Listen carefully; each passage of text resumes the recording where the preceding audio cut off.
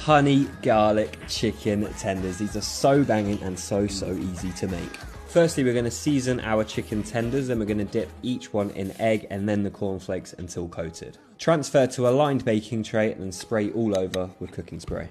This is our very simple 4-ingredient sauce. We're just going to simmer that until it's thick and then we can dip our chicken tenders in that sauce. Make sure they've got a beautiful glaze all over them and it's simple as that. A delicious and healthier alternative to fried chicken.